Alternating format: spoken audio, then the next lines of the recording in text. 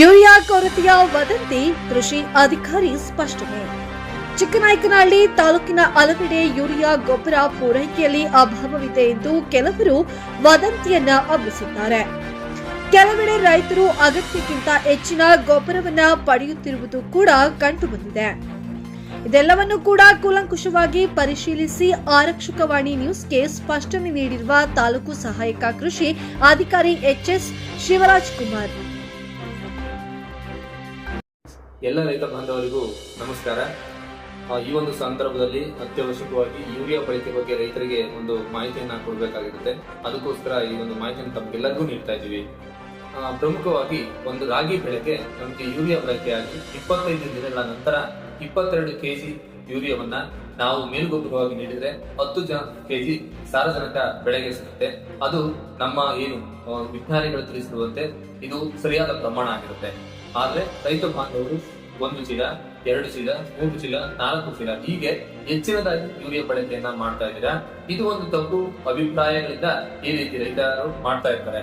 ಯಾಕೆ ಅಂದ್ರೆ ಹಿಂದೆ ಏನು ಕಳೆ ನಿರ್ವಹಣೆ ಮಾಡ್ಬೇಕು ಅಂದ್ರೆ ಎಡೆಕುಂಟೆ ಹೊಡೆಯೋದು ಈ ರೀತಿ ಮಾಡ್ತಿದ್ರು. ಆದ್ರೆ ಈಗ ಏನ್ ಮಾಡ್ತಾರೆ, ಕಳೆ ನಿರ್ವಹಣೆಗೆ ಕಳೆ ಔಷಧಿಗಳನ್ನ, ಕಳೆನಾಶಕಗಳನ್ನ ಬಳಸ್ತಾರೆ. ಕಳೆನಾಶಕನು ಸಹ ಒಂದು ಗಿಡವನ್ನ ಅದು ನಾಶ ಮಾಡೋದಕ್ಕೆ ಬಳಸಂತ ಒಂದು ಔಷಧಿ ಆಗಿರುತ್ತೆ. ಆಗ ಆ ರಾಗಿಯನ್ನು ಸಹ ಹಳದಿ ಮಾಡುತ್ತೆ. ರಾಗಿ ಹಳದಿ ಆದ ತಕ್ಷಣ ರೈತರು ಮತ್ತೆ ಒಂದು 4-5 ದಿನ ಕಾಯ್ದೆ ಅವರು ಮತ್ತೆ ಯೂರಿಯಾವನ್ನ ಬಳಕೆ ಮಾಡ್ತಾರೆ. ಹಸಿರುಗೆ ತಿರುಗಿಸ್ಬೇಕು ಅಂತೇಳಿ ಯೂರಿಯಾ ಪ್ರಮಾಣವನ್ನ ಹೆಚ್ಚಿಸ್ತಾರೆ. ಅದಕ್ಕೆ 1 ಚೀಲ ಯೂರಿಯಾನ 1 ಎಕರೆಗೆ ಬಳಸ್ತಾರೆ. ಆದ್ರೆ ಇನ್ನು ಬೆಳೆ 25 ದಿನ ಆದ್ಮೇಲೆ ನಾವು 22 ಕೆಜಿ ಬಳಸ್ತಿರ್ತೀವಿ ಯೂರಿಯಾವನ್ನ. ಆದ್ರೆ ಇನ್ನು 15 ದಿನ ಅಂತರದಲ್ಲೇ ಅವರು 1 ಚೀಲ ಯೂರಿಯಾವನ್ನ ಹಾಕಿರ್ತಾರೆ. ತದನಂತರ ಈಗ ಮಳೆ ಬರ್ತಾ ಇದೆ. ಅದಕ್ಕೆ ಮಳೆ ಬರ್ತಿದೆ ಅಂತ ಹೇಳಿ ಏನು ತೇವಾಂಶ ಆಗಿರುತ್ತೆ. ತೇವಾಂಶ ಆದಂತ ಸಂದರ್ಭದಲ್ಲಿ ಏನು ರಾಗಿಯ ಪೈರಿನ ಬೇರು ಉಸಿರಾಟಕ್ಕೆ ಇದಾದಾಗ ಅದು ಹಳದಿಗಾಗುತ್ತೆ. ಹಳದಿ ಆಗಿದೆ ಅನ್ನೋದಕ್ಕೆ ಅದಕ್ಕೆ ಪರಿಹಾರ ಬೇರೆ. ಪೊಟಾಶ್ ಗೊಬ್ಬರವನ್ನ ಬಳಸಿದ್ರೆ ಅದು ಹಳದಿಯನ್ನ ಏನು ನಾವು ರಾಗಿ ಬೆಳೆನ ಉತ್ತಮಗೊಳಿಸಬಹುದಾಗುತ್ತೆ. ಆದ್ರೆ ರಾಗಿ ಬೆಳೆಗೆ ಶೀತ ಆಗಿದೆ ಎಂಬ ಅಭಿಪ್ರಾಯದಿಂದ ಏನ್ ಮಾಡ್ತಾರೆ ರೈತರು ಮತ್ತೆ ಏನು ಯೂರಿಯಾ ಗೊಬ್ಬರವನ್ನ ಬಳಸ್ತಾರೆ. ಶೀತ ಹೋಗೋದಕ್ಕೆ ರಾಗಿ ಬೆಳೆಗೆ ಯೂರಿಯಾ ಗೊಬ್ಬರವನ್ನ ಮಾಡ್ಬೇಕಾಗಿರೋದಿಲ್ಲ. ದಯವಿಟ್ಟು ಇದನ್ನ ಮಾಡಬಾರ್ದು. ಮತ್ತೆ ಇನ್ನು ಕೆಲವು ರೈತರು ಹೆಚ್ಚಿಗೆ ಪ್ರಮಾಣದಲ್ಲಿ ಏನು ಹಳದಿ ಆಗಿದೆ ಅಂದ್ರೆ ಬರೀ ಸಾರಜನಕ ಕೊರತೆ ಅಂದ್ರೆ ಯೂರಿಯಾ ಹಾಕಿಲ್ದಕ್ಕೆ ಹಳದಿ ಆಗಿರಲ್ಲ, ಪೊಟಾಶ್ ಕೊರತೆ ಆದ್ರೂ ಸಹ ಹಳದಿ ಆಗಿರುತ್ತೆ. ಯಾವುದೇ ರೈತರು ನಾವು ಕಂಡಂತೆ ಇಲ್ಲಿ ರೈತರು ಏನ್ ಮಾಡ್ತಾರೆ, ಬಿತ್ತುವ ಸಂದರ್ಭದಲ್ಲಿ ಪೊಟಾಶ್ ಗೊಬ್ಬರವನ್ನ ಬಳಸೋದಿಲ್ಲ. 20-20-0-13 ಬಳಸ್ತಾರೆ, ಆದ್ರೆ ಅದರಲ್ಲಿ ಪೊಟಾಶ್ ಇರುವುದಿಲ್ಲ. ಡಿಎಪಿ ಬಳಸ್ತಾರೆ, ಅದರಲ್ಲಿ ಪೊಟಾಶ್ ಇರುವುದಿಲ್ಲ. ಈಗ ನಾವು ಪೊಟಾಶ್ ಹಾಕ್ತಲೇ ಇದ್ದಂತ ಸಂದರ್ಭದಲ್ಲಿ ಏನು ನಮ್ಮ ರಾಗಿ ಬೆಳೆ ಹಳದಿ ಆಗುತ್ತೆ. ಅದರಿಂದ ದಯವಿಟ್ಟು ರೈತ ಬಾಂಧವರು ಎಲ್ಲದಕ್ಕೂ ಯೂರಿಯಾ ಒಂದೇ ಒಂದು ನಮಗೆ ಸಿಕ್ಕಂತಹ ಅಸ್ತ್ರ ನಂತರ ರೈತ ಬಾಂಧವರು ಅಂದ್ಕೊಂಡಿದ್ದೀರಾ. ದಯವಿಟ್ಟು ತಮ್ಮಲ್ಲಿ ವಿನಂತಿ ಮಾಡ್ಕೊಳ್ಳೋದು ಇಷ್ಟೇನೆ, ಯೂರಿಯಾ 22 ಕೆಜಿ ಮಾತ್ರವೇ ಸಾಕಾಗಿರುತ್ತೆ. ನಿಮಗೆ ಏನಾದ್ರು ಕಳೆ ಔಷಧಿ ಹೊಡೆದಿರಾ, 4 ದಿನ ತಡೀರಿ, ಅದು ಹಸಿರಾಗಿ ಬದಲಾಗುತ್ತೆ.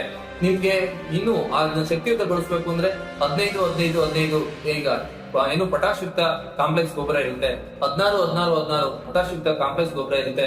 ಈ ಪೊಟಾಶ್ ಯುಕ್ತ ಕಾಂಪ್ಲೆಕ್ಸ್ ಗೊಬ್ಬರವನ್ನ ಒಂದು 10-15 ಕೆಜಿಯನ್ನ ನೀವು ಗೊಬ್ಬರವನ್ನ ಹಾಕಿದ್ರೆ ಏನು ಈಗ ಈ ಒಂದು ಸಂದರ್ಭದಲ್ಲಿ ಏನು ತೇವಾಂಶ ಆಗಿರುತ್ತೋ ಅಂತ ಸಂದರ್ಭದಲ್ಲೂ ಅದು ಒಂದು ಶಕ್ತಿಯನ್ನ ನೀಡುತ್ತೆ.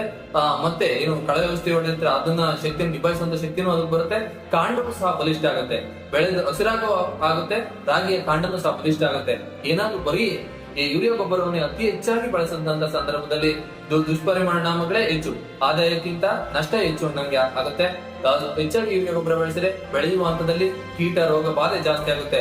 ಹಿಂದೆ ನಮ್ಗೆ ರಾಗಿ ಬೆಳಿಬೇಕಾದ್ರೆ ಏನು ರಾಗಿಯ ಏನು ಇಲುಕು ರೋಗ ಅಂತ ಕರಿತೀವಿ, ಅದು ಗೊತ್ತಿರ್ಲಿಲ್ಲ. ಆದ್ರೆ ಈಗ ನಾವು ಕಾಣ್ತಾ ಇದ್ವಿ, ರಾಗಿ ಬೆಳೆದಾಗ 3 ಏನು ಇರ್ತಾವ ಅದರಲ್ಲಿ 1 ಇಲುಕು ಒಣಗಿರುತ್ತೆ. ಇಂಥ ಸಮಸ್ಯೆಗಳು ಇಳುವರಿ ಕಡಿಮೆ ಆಗುತ್ತೆ. ಮತ್ತೆ ಏನಾದ್ರು ಹೆಚ್ಚಿಗೆ ಆದ ಗಾಳಿ ಮಳೆಯನ್ನ ಬಂದ್ರೆ ಏನು ಹೆಚ್ಚಿಗೆ ರಾಗಿ ಬೆಳೆ ಬೀಳೋದಂತ ನಾವು ಕಾಣ್ತಾ ಇದ್ದೇವೆ. ಯಾಕೆ ಬೀಳುತ್ತೆ ಅಂದ್ರೆ ಕಾಂಡ ಬಲಿಷ್ಠವಾಗಿರುವುದಿಲ್ಲ. ಕಾಂಡ ಬಲಿಷ್ಠ ಆಗ್ಬೇಕು ಅಂದ್ರೆ ನಮಗೆ ಪೊಟಾಶ್ ಬೇಕಾಗುತ್ತೆ. ನಾವು ಪೊಟಾಶ್ ಬಳಕೆ ಮಾಡಿರಲ್ಲ, ಕಾಂಡ ಬಲಿಷ್ಠ ಆಗಲ್ಲ. ಬರೀ ಯೂರಿಯಾ ಗೊಬ್ಬರ ಬೆಳಿತೀವಿ, ಸಕ್ಯುಲೆನ್ಸ್ ಅಂತ ಕರಿತೀವಿ. ಏನ್ ಬೇಗ ಗಾಳಿ ಬಂದ್ರೆ ಬಿದ್ದೋಗ್ಬಿಡುತ್ತೆ, ಆ ರೀತಿ ಆಗುತ್ತೆ. ದಯವಿಟ್ಟು ಹೆಚ್ಚಿಗೆ ಯೂರಿಯಾ ಪ್ರಮಾಣವನ್ನ ಬಳಸಬೇಡಿ. ಬಳಸೋದ್ರಿಂದ ಮತ್ತೆ ಈ ರೀತಿಯ ಇಳುವರಿಗೆ ಅಡ್ಡ ಪರಿಣಾಮ, ಅದ್ರ ಜೊತೆಗೆ ನಮ್ಮ ಪ್ರಕೃತಿಗೂ ಒಂದು ಅಡ್ಡ ಪರಿಣಾಮ ಇರುತ್ತೆ. ಯೂರಿಯಾ ನಮ್ಗೆಲ್ಲ ಗೊತ್ತಿರ್ಬೋದು, ಏನು ರಾಗಿ ಬೆಳೆ ಪೈರು ಈಗ ಅರ್ಧ ಇಂಚಿಂದ 1 ಇಂಚ್ ಆಳದಲ್ಲಿ ಅಷ್ಟೇ ರಾಗಿ ಬೆಳೆಯ ಒಂದು ಬೇರುಗಳು ಇರ್ತವೆ. ಈ ಬೇರುಗಳನ್ನ ಏನು ನಾವು ಯೂರಿಯಾ ಹಾಕ್ತೀವೋ ಅದು ಕರಗಿದ್ರೆ 1 ಇಂಚ್ ಕೆಳಗೆ, ಮಳೆ ಬರ್ಬೇಕಾದ್ರೆ ನೀವೆಲ್ಲ ಯೂರಿಯಾ ಹಾಕ್ತಿದ್ದೀರಾ, 1 ಇಂಚ್ ಕೆಳಗೆ ಅದು ಒಂದು ಅರ್ಧ ಗಂಟೆ ಒಳಗೆ 1 ಇಂಚ್ ಕೆಳಗೆ ಹೋಗುತ್ತೆ ಏನು ಯೂರಿಯಾ ಪ್ರಮಾಣ. ಅವಾಗ ಅಂತರ್ಜಲ ಸೇರುತ್ತೆ. ನೀವಿರೋ ಪಕ್ಕದಲ್ಲಿರೋ ಬೋರ್ವೆಲ್ಗೆ ಆ ಯೂರಿಯಾದ ಏನು ಪ್ರಮಾಣ ಇರುತ್ತೋ ಅದು ಹೋಗಿ ಸೇರುತ್ತೆ. ನಿಮ್ಮ ಅಂತರ್ಜಲನ ಸಹ ಕಲುಷಿತವಾಗುತ್ತೆ. ಅದೇ ನೀರನ್ನ ಕುಡಿದ್ರೆ ನಮಗೆ ಮುಂದೆ ಆರೋಗ್ಯಕ್ಕೆ ಮೇಲೆ ದುಷ್ಪರಿಣಾಮ ಬೀಳುತ್ತೆ. ಮತ್ತೆ ಇನ್ನೂ ಹೆಚ್ಚಿನ ಮಳೆ ಬಂದ್ರೆ ಆ ನೀರು ಕೊಚ್ಕೊಂಡೋಗಿ ಕೆರೆಕಟ್ಟೆಗಳನ್ನ ಸೇರುತ್ತೆ. ಆ ಕೆರೆಕಟ್ಟೆಗಳಲ್ಲಿ ನಾವು ದನಕರುಗಳ ಮೇಲೆ ನೀರು ಕುಡಿಸಬಹುದು. ದನಕರುಗಳಿಗೂ ಅಡ್ಡ ಪರಿಣಾಮ, ಅದರಂತ ಕುಡಿದಂತ ಹಾಲು ನಮಗೆ ಅಡ್ಡ ಪರಿಣಾಮ ಉಂಟು ಮಾಡುತ್ತೆ. ಅದೇ ರೀತಿ ಮೀನುಗಳು ಸಹ ಜೀವನದಲ್ಲಿ ತಿಂತವೆ, ಜಲಚರಗಳಿಗೂ ಸಹ ತೊಂದರೆ ಆಗುತ್ತೆ. ಈ ರೀತಿ ಆರೋಗ್ಯದ ಮೇಲೂ ಪ್ರಕೃತಿ ಮೇಲೂ ತೊಂದರೆ ಆಗುತ್ತೆ. ದಯವಿಟ್ಟು ತಮ್ಮೆಲ್ಲರಲ್ಲೂ ಸಹ ವಿನಂತಿ ಮಾಡ್ತಾ ಇಷ್ಟೇನೆ, 22 kg ಯೂರಿಯಾ ಮಾತ್ರವೇ ಸಾಕಾಗುತ್ತೆ 1 ಎಕರೆಗೆ. ನೀವು ಬೆಳೆಯನ್ನ ಉತ್ತಮಗೊಳಿಸಬೇಕು ಅಂದ್ರೆ 10 ರಿಂದ 15 kg ಕಾಂಪ್ಲೆಕ್ಸ್ ಗೊಬ್ಬರ, 15 ಅಥವಾ 16 ಪೊಟಾಶ್ ಕಾಂಪ್ಲೆಕ್ಸ್ ಗೊಬ್ಬರವನ್ನು ಹಾಕಿ. ಯಾಕೆಂದ್ರೆ ಬಿತ್ತುವ ಸಂದರ್ಭದಲ್ಲಿ ತಮಗೆ ಸುಮಾರು ಏನು ಸ್ಟೇಟ್ಮೆಂಟ್ ಮುಖಾಂತರ ಮಾಧ್ಯಮ ಮುಖಾಂತರ ತಿಳಿಸ್ತಾ ಇದೀವಿ, ತಾವು ಕಾಂಪ್ಲೆಕ್ಸ್ ಗೊಬ್ಬರಕ್ಕೆ ಹೋಗ್ತಿಲ್ಲ, ಪೊಟಾಶ್ ಕಾಂಪ್ಲೆಕ್ಸ್ ಗೊಬ್ಬರಕ್ಕೆ ಹೋಗ್ತಿಲ್ಲ. ದಯವಿಟ್ಟು ನಿಮ್ಮಲ್ಲಿ ವಿನಂತಿ ಮಾಡ್ತಾ ಇರ್ತೇವೆ, ಪೊಟಾಶ್ ಕಾಂಪ್ಲೆಕ್ಸ್ ಗೊಬ್ಬರ ಬಳಸಬೇಕು. ಪೊಟಾಶ್ ಅತ್ಯಂತ ಅವಶ್ಯಕವಾಗಿ ಬೇಕಾಗಿರುವಂತಹ ಒಂದು ಪೋಷಕಾಂಶ ಆಗಿರುತ್ತೆ. ಆ ಪೋಷಕಾಂಶವನ್ನ ಬೆಳೆಗೆ ನೀಡಿದ್ರೆ ಉತ್ತಮ ಇಳುವರಿ ಬರುತ್ತೆ ಅಂತ ಹೇಳಿ ತಮ್ಮೆಲ್ಲರಲ್ಲಿ ವಿನಂತಿ ಮಾಡ್ಕೊಂತೇವೆ. ಯಾರೂ ಸಹ ಆತಂಕ ಆಗಬಾರದು. ಯೂರಿಯಾ ಸಿಗ್ತಿಲ್ಲಪ್ಪ, ಯೂರಿಯಾ ನಮ್ಗೆ ಸಿಗೋದಿಲ್ಲಪ್ಪ ಅಂತ ದಯವಿಟ್ಟು ಆತಂಕ ಆಗಬೇಡ್ರಿ. ಇಲ್ಲಿವರೆಗೂ ನಮ್ಮ ತಾಲೂಕಲ್ಲಿ 2000 ಮೆಟ್ರಿಕ್ ಟನ್ ಯೂರಿಯಾವನ್ನ ಈಗಾಗಲೇ ವಿತರಣೆ ಮಾಡಿದೀವಿ. ನಮಗೆ ಬರ್ಬೇಕಾದಂತ ಯೂರಿಯಾನ ಎಲ್ಲ ಕೊಟ್ಟಿದ್ವಿ.